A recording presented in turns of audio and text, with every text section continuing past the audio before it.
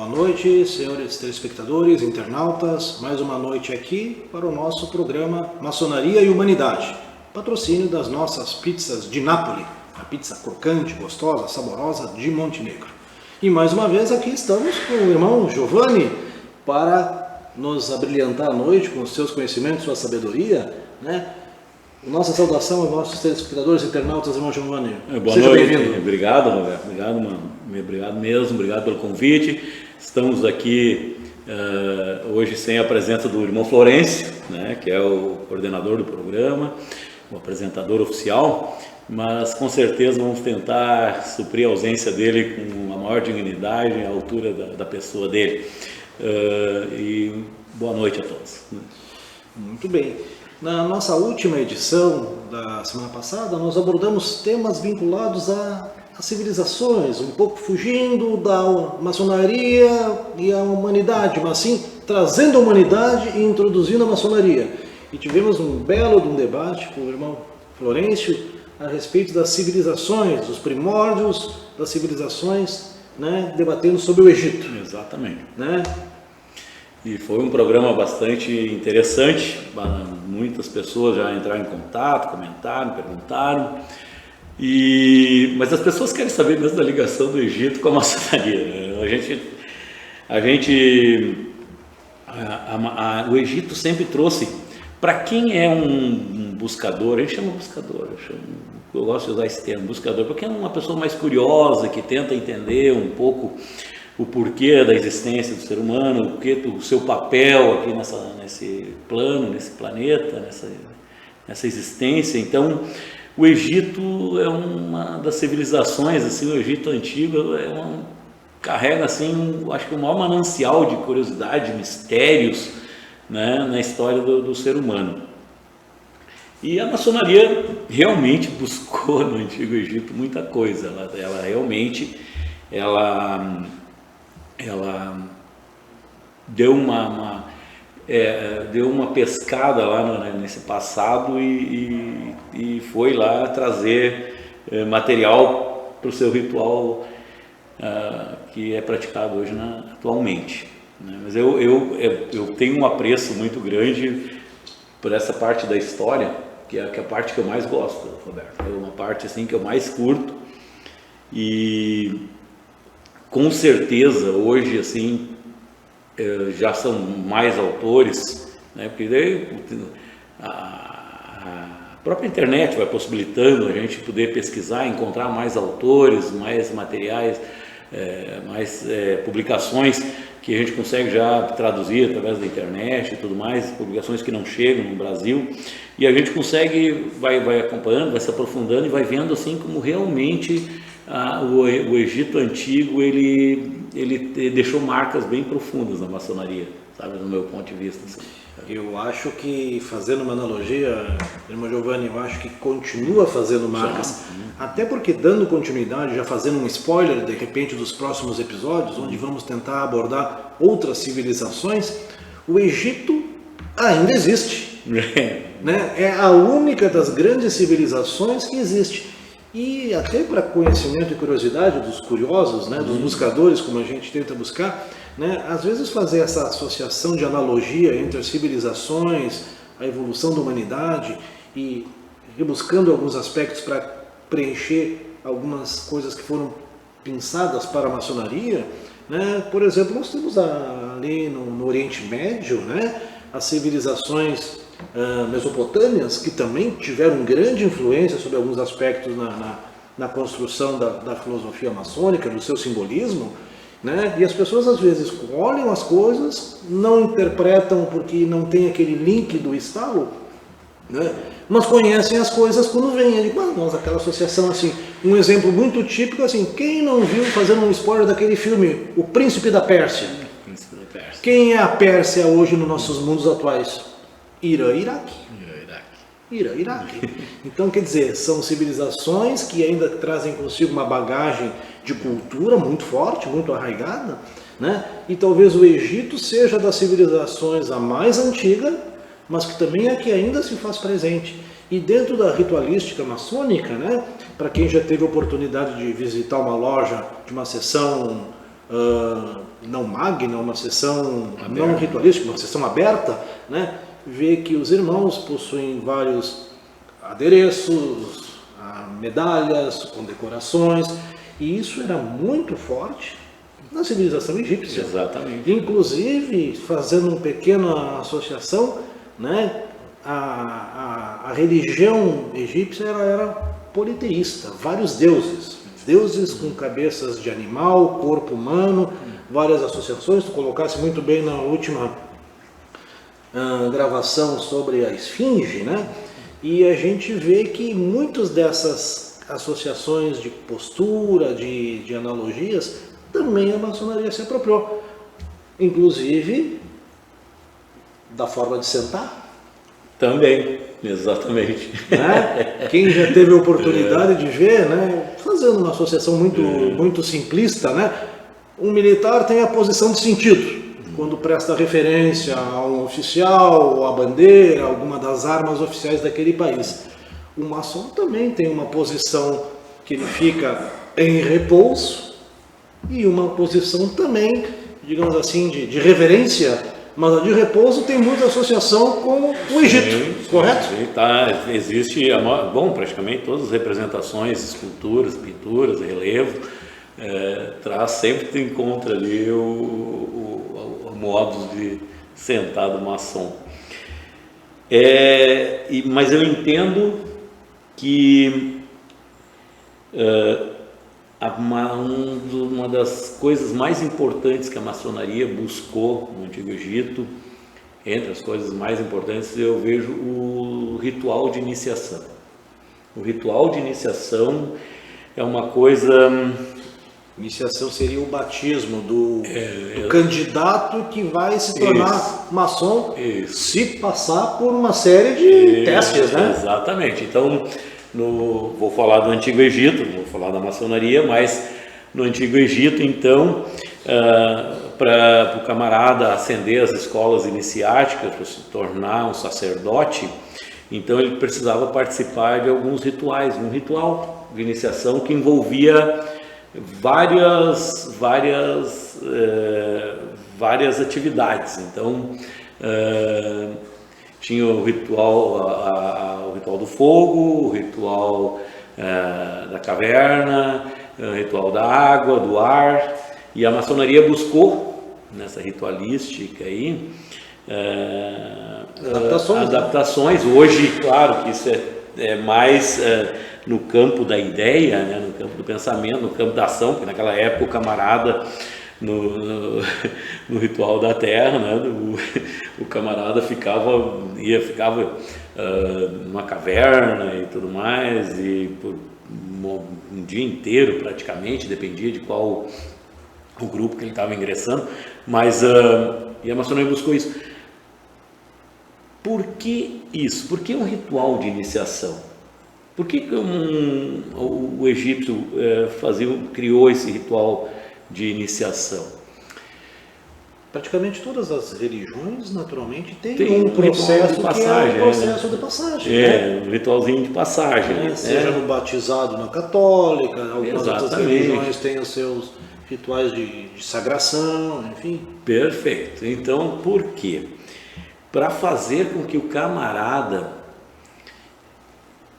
conversasse com ele mesmo o máximo possível, uma imersão absoluta. Então, esses rituais, eles tinham essa característica de fazer com que o camarada, que aquele profano, que aquela pessoa que estava tendo a ambição de ingressar naquele grupo, ele precisava mergulhar dentro dele mesmo, visitar os seus cantos mais profundos, discutir com seu eu, com seus pensamentos, seus medos, suas verdades, suas mentiras, e fazer uma depuração, fazer um balanço, né? Vamos fazer um balanço, praticamente pegar todo o seu universo interior, colocar ele numa mesa, dispor tudo ali, todo o seu eu interior dispor, ficar disposto ali, e ele olhar de frente para aquilo tudo e ver quem realmente ele era e o que realmente ele pretende fazer, onde ele pretende chegar, o que ele pretende construir com aquilo ali. Então, A maçonaria, eu acho muito bonito isso. Para mim, a iniciação maçônica, para você que está em casa, que não é maçom, entender assim, ó, ela é um momento de extrema introspecção, e é preciso que isso aconteça para que realmente a pessoa que está ingressando na maçonaria tenha um entendimento do que está acontecendo. Ele precisa mergulhar dentro do eu e ver exatamente o que está acontecendo e o que ele pretende da vida dele. Ele tem que se enxergar por dentro. E é um momento extremamente marcante para o iniciado, mas fantasticamente inebriante para os irmãos que estão recebendo ele. Exatamente. Porque é uma associação entre você receber alguém na sua casa e você abre a sua casa, você coloca alguém dentro do seio da sua família para depois ser chamado de irmão. Então existe sempre uma empolgação, vamos dizer assim, durante os rituais de iniciação, da maçonaria, falando mais especificamente, de toda vez que existe um candidato e que ele vai ser alçado à sua condição de maçom, se assim for. Existe toda uma preparação, a loja fica num clímax de êxtase, de alegria, né? É um momento muito marcante, né? Sim, e quando a gente pensa como era feito no passado, né? Isso é uma coisa que tem que ficar sempre na lembrança da gente, como era feito no passado, em que a pessoa ela chegava ao ponto de perder os sentidos. A pessoa era isolada de tal forma, no passado o compromisso era tão grande com aquela transformação, com aquele momento, que era quase que uma coisa meio assustadora dos rituais. Então o camarada tinha que praticamente, ele perdia os sentidos praticamente pela maneira como ele era conduzido e tratado, de olhos vendados, no escuro, enfim. Era bem interessante. E esse ritual, pessoal, para a gente entender, assim, ó, ele era uma busca desse eu interior, uma provocação para que o homem buscasse o seu eu interior, que é o que nós precisamos hoje na sociedade. Tu vê só, e isso há 3.000 anos atrás, essa preocupação de fazer o homem se entender, entrar para dentro de si, se olhar, né?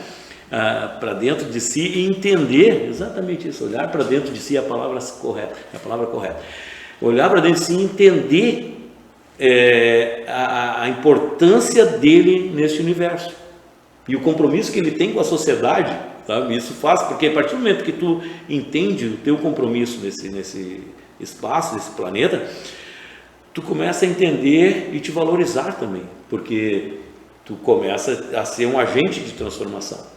Uma das coisas que é muito marcante na cultura egípcia e que vem também sendo muito trabalhada dentro da maçonaria é que a vida é uma graça divina, né? Então tem todo um contexto. O nascimento é uma maravilhosa experiência, né? Mas o Egito como um todo e a maçonaria também, ela dá muito valor na morte. Ela não é uma entidade que se preocupe, que tenha a morte como um medo, como uma coisa que seja o fim, que seja uma coisa de ruim. Isso também faz parte de um preparo e dessa herança secular, milenar, da qual os egípcios também eram extremos cultivadores do rito pós-morte, de tudo. Exatamente. O camarada, quando ele morria, ele dava o suspiro final, né? Ele era levado para um setor lá, onde seu corpo começava a ser embalsamado, e o profissional que fazia ali a preparação do corpo, reza a lenda, eles tiravam o coração dessa pessoa, colocavam numa balança com uma pena do outro lado, e ele tinha que pesar menos que a pena. Então isso representa a preocupação deles com a bondade, com a generosidade, com uma pessoa melhor, né? Uma pessoa preocupada com o seu semelhante, enfim, com o próprio espaço onde ele habita. Então, essa preocupação, essa coisa assim, é muito interessante, e o maçom busca isso também. Nós temos uma preocupação muito grande, porque para você que está em casa entender bem, a gente é humano e todo mundo está suscetível a um erro, uma falha, um momento de desespero, um momento de fraqueza, enfim, cometer algum erro, mas para o maçom, quando isso acontece, tem uma carga muito maior. A gente carrega com a gente uma preocupação muito grande, então a gente tem um zelo de procurar andar no caminho mais correto possível, e quando tu comete alguma gafe, tu faz alguma coisa, muitas vezes sem pensar ou sem querer, e tu para analisar assim, eu errei. A consciência do maçom, ela tem um peso muito grande, ela é um fardo muito grande, como para o povo egípcio aquele coração pesado que vai afundar na balança e vai levar o camarada não para o Vale dos Reis, mas vai levar o camarada para um lugar escuro, sei lá. E o olho que tudo vê, o olho de Horus, é o olho que faz enxergar o mundo, mas também faz enxergar dentro de si. Então o maçom, ele tem essa extrema, muito bem colocado pelo irmão Giovanni, essa, digamos assim, quase que um karma, né? É um autocontrole, é uma vigilância permanente, constante, de nunca fazer para os outros o que você não gostaria que fizessem para si. Né? E o que para as outras pessoas pudesse ser motivo de agradecimento, de reconhecimento, de elogio, quando você faz o bem, para o maçom é o mero exercício de uma obrigação. Tem uma preocupação muito grande a gente até usa um termo bíblico, que é o que a mão esquerda faz, a direita não precisa ficar sabendo, mas... Então então essa questão essa do olho que tu vê é fantástico, né? Isso aí é cruel demais. É como se tu vivesse o dia todo com o olhar, uma câmera te filmando. Então a gente está sempre se policiando. É bacana isso. No início, isso é uma coisa que eu acompanhei. O povo egípcio usava isso, né? O olho de Horus que ficava te acompanhando, não roube no corte da safra, da colheita. Tem material que foi descoberto, tanto que os escravos, as pessoas que trabalhavam, enfim, na lavoura, onde for, eles tinham cuidado de não roubar na colheita, porque existia um olho que estava observando eles. Isso... E era pelo medo, que nem botar uma câmera de vigilância. O olho da autocrítica e da consciência. Isso, né? E aí, por exemplo, assim, talvez nessa questão do Glenn funcionasse mais como uma câmera numa loja, para o camarada não surrupiar a mercadoria, mas o maçom, ele tem essa coisa, essa preocupação interior, assim, de não vacilar, não procurar caminhar no caminho, andar no caminho reto da retidão. Isso é fantástico. Essa questão do olho é fantástica, né? É o olho que tudo vê. Infelizmente, a gente, como em todas as entidades, fraternidades, religiões e profissões, existem bons e maus profissionais, boas e maus pessoas. Também, infelizmente, existem bons e maus maçons. Mas isso faz parte sempre de um processo, né? Como a gente... vários outros programas falando aqui com o irmão, você sabe que a maçonaria ela tem um cunho filosófico, de estudo, um lado esotérico, um lado muito forte também da natureza dessa construção moral, né, de se tornar pessoas melhores, de uma fraternidade, para poder se tornarem espelhos para a sociedade. Então existe todo um conceito que envolve muito amplo. Né? Mas mesmo assim existem pessoas que infelizmente a gente é humano, né? Adentram coluna, né? A gente é humano, está sujeito. E existe uma coisa, eu vou fazer uma provocação para você. Vou fazer uma provocação para você ver como não é fácil quando tu resolve participar de uma congregação ou tu resolve assumir um compromisso de melhorar como pessoa. Vou fazer uma provocação para você que está em casa. Comece amanhã, escolha um defeito que você tenha, que é, sei lá, puxar a sobrancelha. Meu menino tem um cacuete lá de puxar a sobrancelha quando ele fica nervoso, ou roer unha, ou enfim, falar de alguém. Vamos fazer assim, você tem algum defeitinho assim que você quer, vou lapidar esse defeito. Um pequeno vício. Isso, eu não quero mais fazer esse defeito, vou me cuidar e vou... Eu aposto com você que você vai ser pego antes do meio, se você começar isso de manhã, antes do meio-dia, você vai ser pego cometendo essa gafe. Por quê? Porque o universo se encarrega de te desafiar, de pôr à prova. Quando você resolve ser uma pessoa melhor, você vai ser posto à prova, pode ter certeza. O universo vai se encarregar de testar realmente se você está afinzão mesmo de entrar no caminho correto, no caminho de retidão, de transformação como pessoa. Ele vai ser posto à prova. Realmente. E eu acho que é importante sempre entender que nós não somos melhores nem piores que ninguém. Nós somos diferentes. Trabalhamos um perfil de estudo, uma autocrítica um pouquinho mais apurada que nos exige um maior autocontrole, um melhor discernimento de posicionamento.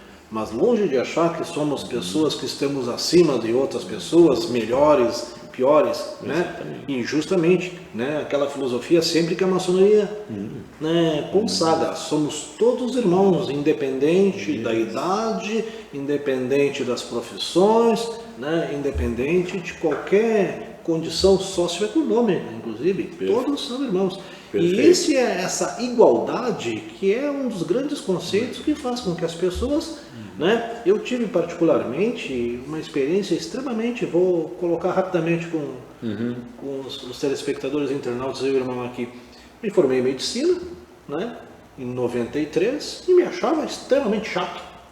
Me achava extremamente chato porque muitas vezes o papo de medicina é um papo muito chato, as pessoas parecem que vivem aquele universo da faculdade e têm dificuldade de sair falando de outras coisas. Isso de certa forma me incomodava.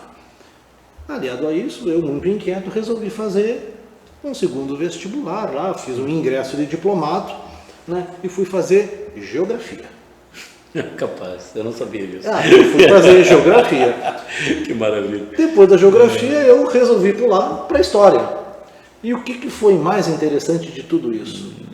Que as pessoas sempre usavam os médicos como aquele protótipo de pessoas bem-sucedidas, inteligentíssimas, o que é uma grande bobagem, diga-se de verdade.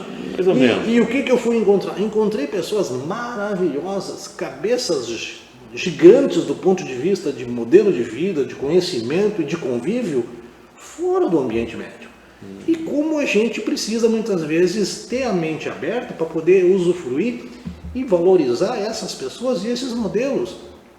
Tem pessoas que não são médicas e são maçons, existem médicos maçons, existem engenheiros, professores, existem de toda a natureza e todos têm algo muito importante, mas o mais importante de tudo é o fato de querer ser maçom, o que os nivela e literalmente lhes abre um espaço de confraternização. A gente se despoja de vaidades, a gente se despoja de orgulho, vivemos em prol de uma comunidade, de uma fraternidade. Uma fraternidade. Então tu já sabe, eu fiz um pouquinho de história, geografia, porque eu me achava muito chato como médico.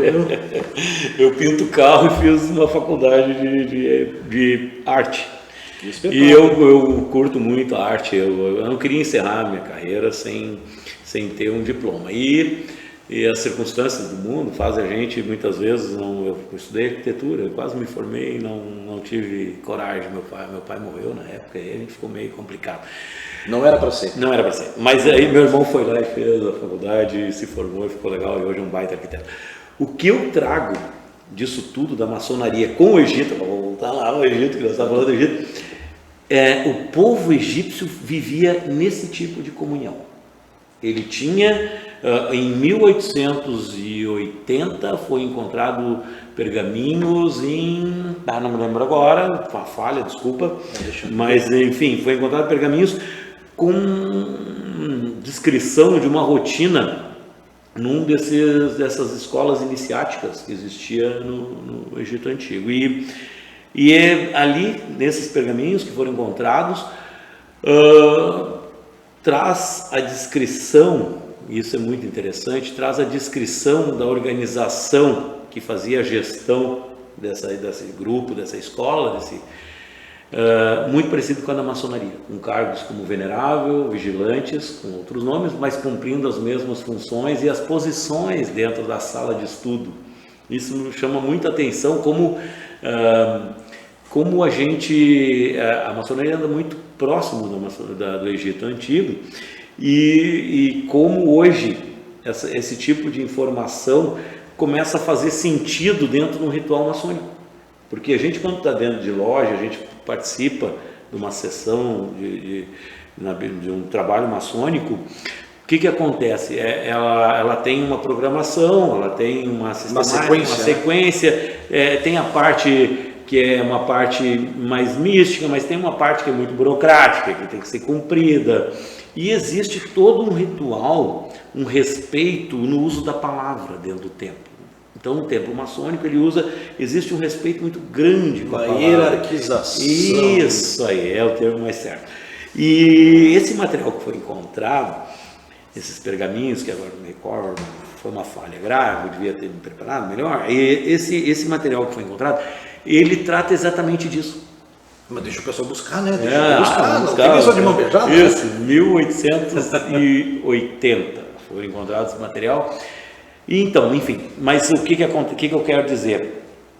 Como a gente fica feliz quando a gente fica entendendo, quando a gente como maçom entende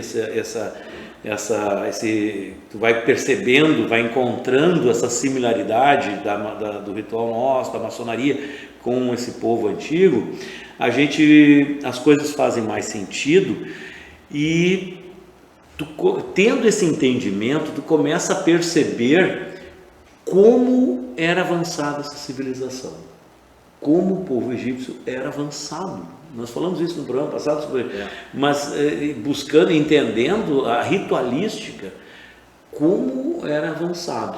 E até porque, isso não é novidade, a sabedoria, o estudo, né, o conhecimento era privilégio de muito poucos, numa época não muito distante. Então os conhecimentos de astronomia, de astrologia, das coisas que eles já nos deixaram esse legado, muito nos apropriamos, mas assim, é quase que um grande mistério como é que podia terem aquelas relações hoje, como a gente comentou no programa anterior, das pirâmides, da geografia das pirâmides, da latitude, de todas as posições em relação ao céu e as coisas todas das constelações, pela qual elas conseguiram se situar. Então, sim, astronomia.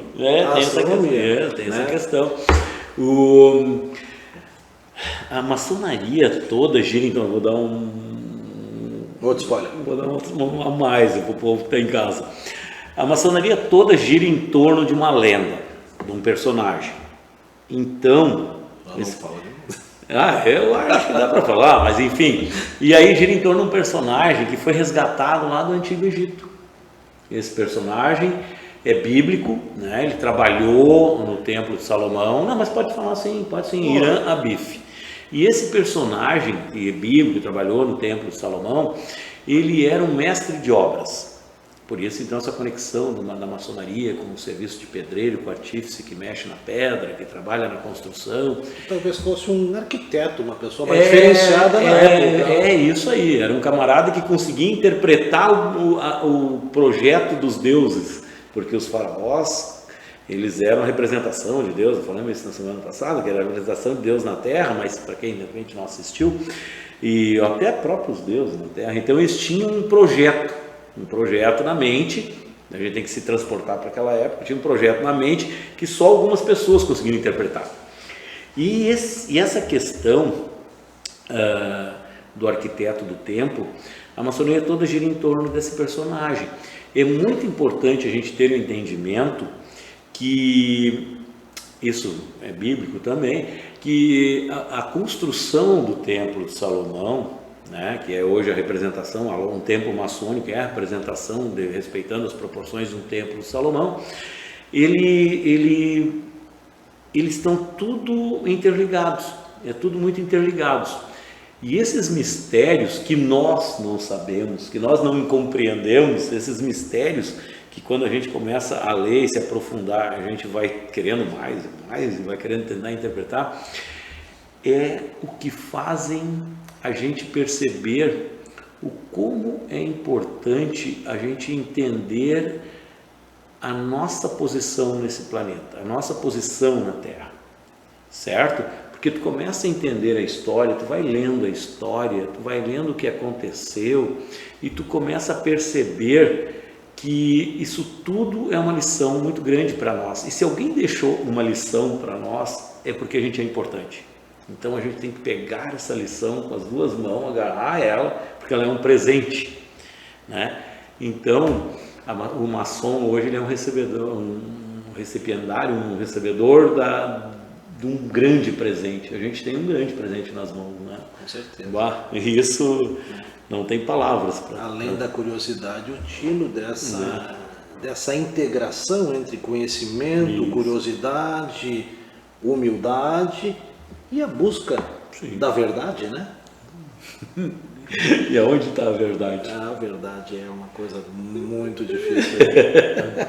Mas que coisa boa, e como a conversa sempre flui, né? E o irmão Giovanni começa a falar com o seu conhecimento e eu começo a viajar junto, porque agora ele começa a falar do Templo de Salomão e eu já fico aqui me coçando de pá, nós precisamos também trabalhar o programa onde nós vamos falar das civilizações de Salomão, né?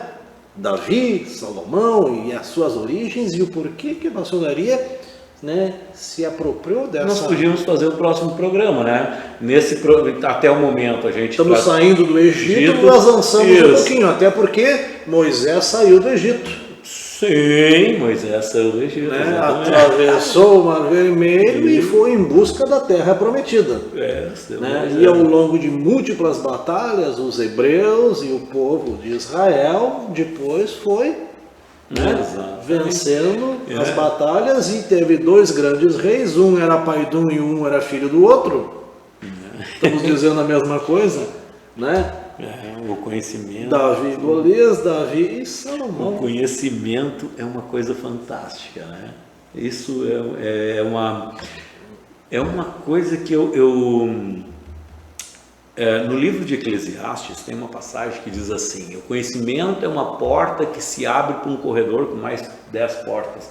Fiz uma adaptação aí porque eu não me recordo exatamente, porque não tinha pensado em citar isso aqui, mas o conhecimento é uma porta que se abre para um corredor com mais 10 portas. A gente, quando entra na maçonaria, que a gente é convidado a participar da maçonaria, existe todo esse ritual de iniciação, né? Então a gente tem um privilégio de conviver com pessoas que têm um pouco mais de conhecimento, a gente pode compartilhar sem medo as ideias, trocar as ideias, conversar. Aqui um pintor de carro conversa com um doutor, então a gente tem condições de trocar ideias, conversar, aprofundar assuntos, mas para que... O doutor tem assunto muito chato, não conversa. Não, ainda mais que eu infartei, né? Tá cardiologista, né? Tu notou que eu não te pergunto nada de coração? O pior é que é verdade mesmo. É a verdade, eu tenho medo de tu me dizer assim, tu não vai muito longe. Essa é a sabedoria. É a sabedoria do nosso. Ele evita saber a verdade. Não quero saber. Mas tu acertou, tu disse que meu exame ia piorar e piorou. Não. Um ecocardio. O primeiro dá melhor, mas o segundo tu vai ver que tu vai ficar... Um segundo mostra um reflexo, né? E eu pensei, não tem como piorar. Piorou, cara. Como é que pode? Mas vai melhorar. Vai melhorar. Para descontrair. Mas o que acontece? Para a gente poder trocar ideia, a gente precisa ler, a gente tem que buscar conhecimento. E o interessante da maçonaria é que ela te provoca a buscar conhecimento. Eu vou te fazer mais uma pincelada, acho que nós estamos já até avançando um pouco no tempo, mas eu vou dizer o seguinte: o que para ti é a vida eterna? A vida eterna. A vida eterna. Não sei o que é a vida eterna, eu não tenho uma opinião formada ainda. A minha é uma grande biblioteca com tempo para ler o que eu não consegui ler em vida. Que maravilha! Não, a minha curtição, assim, eu gosto de ler bastante, eu tenho muita curiosidade sobre a parte mística da maçonaria. A parte mística da maçonaria, ela me encanta de uma forma assim fantástica. Então, eu sempre vou, quando a gente estiver num debate, eu sempre vou puxar a conversa um pouco para a questão do misticismo. Meu padrinho foi o Mário Jaci Pérez de Moura. Mário Jaci, ele foi gerente do Banco do Brasil aqui, mas era uma pessoa assim, nossa, talvez uma das pessoas com maior conhecimento em esoterismo, em maçonaria, Rosa Cruz, e ele me ensinou muita coisa. A gente trocava muita ideia. A morte do Mário foi para mim assim, foi uma perda. Da morte do meu pai foi uma perda avassaladora. E aí, o que acontece? Ele me ensinou uma coisa que é uma frase que eu uso até hoje, tá? O conhecimento é o caminho mais curto entre nós e a sabedoria. Então, conhecimento nunca é demais. Então a gente vai se aprofundando, a gente vai buscando, a gente vai tentando interpretar as coisas de uma maneira mais profunda possível e mais, como eu disse assim, dentro do que a gente gosta. Todas as lojas geralmente todas as lojas maçônicas geralmente tem um grupo de estudo, tem um grupo que gosta de fazer alguma pesquisa, levar para os irmãos e tudo. Então isso é uma coisa muito importante, porque até aquele mais acanhado que não quer ler, não quer saber, ele termina ganhando e compartilhando uma coisa. Por osmose. Que maravilha. Show. Mas é verdade. E isso é uma coisa que, infelizmente, a sociedade ela vai mudando e vai se adaptando às coisas, mas tem certas coisas que são, digamos assim, inegociáveis. A gente não pode se contentar com a imagem instantânea, com as leituras rápidas, com os flashes da informação. Que tem necessidade de se aprofundar nas coisas. Porque aquele velho ditado, quanto mais estudo, menos eu sei. Sim. Quanto mais eu leio, menos eu compreendo. Ou seja, o conhecimento, o estudo, ele é inesgotável. Tu avança cada vez a momentos da tua capacidade que muitas vezes tu não tem noção e não consegue interpretar, né? E isso ao longo da vida da gente também. Sim. Tu, um exímio, né, artista, né? E a experiência, como dizia um colega meu que dizia, Kramer, experiência nada mais é do que um acúmulo de cacacas. Não era bem esse termo que ele dizia, mas ou seja, é aquilo que você aprende que você não deve fazer. Então, à medida em que a gente vai evoluindo e a gente vai adquirindo conhecimento, a gente às vezes não tem nem noção da bagagem que se construiu em termos de conhecimento. Então, não se contentar com a coisa pequena, vá a fundo, descubra, ache o seu mote, incentive a sua vida, vá atrás daquilo que você acredita e daquilo que você quer acreditar, porque o conhecimento é maravilhoso e tem tanta coisa para ser explorada, né, João? Nem fala. E nós podíamos fazer, agora eu vou dar vamos ter que encerrar um programa, né? A gente tem um alerta aqui, pessoal, alerta, a gente quando o programa vai entrando na reta final, então a gente tem que organizar as ideias aqui para fazer um encerramento.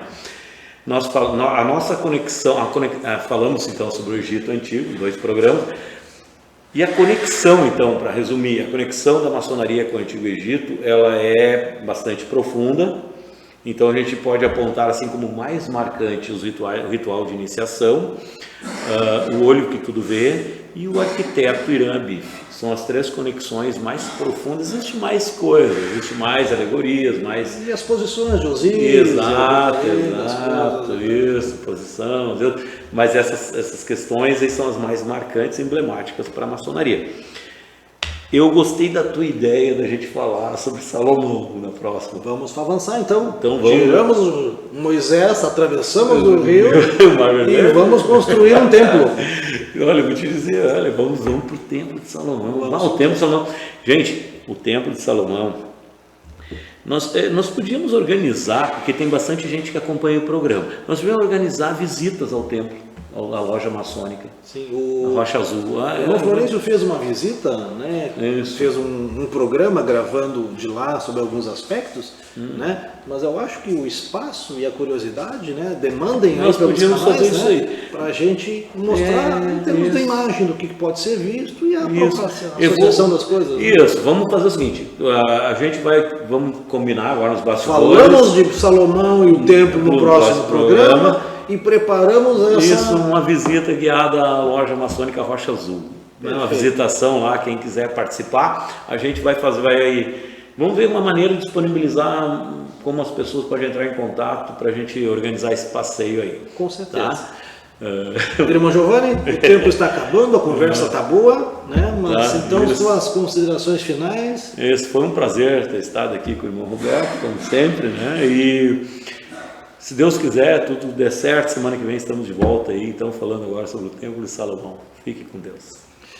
Exatamente, é sempre um prazer ter um irmão com tanta sabedoria, nesse horário privilegiado aqui hoje, sob a tutela de ter que, né, substituir o nosso irmão Florencio, né? Fez a altura. Não, eu tenho 1,69 m, é bem mais baixo ainda. Mas tentando manter o nível e tentando levar um pouco de conhecimento, de sanar as dúvidas e um pouco de descontração e alegria, desejando que todos tenham uma ótima semana, que o grande arquiteto do universo nos proteja, com uma chuva revigorante, com seus raios de sol que nos iluminem, a nossas famílias, aos nossos filhos e a todos nós, e até uma próxima oportunidade. Uma boa noite, Vale do Gaí.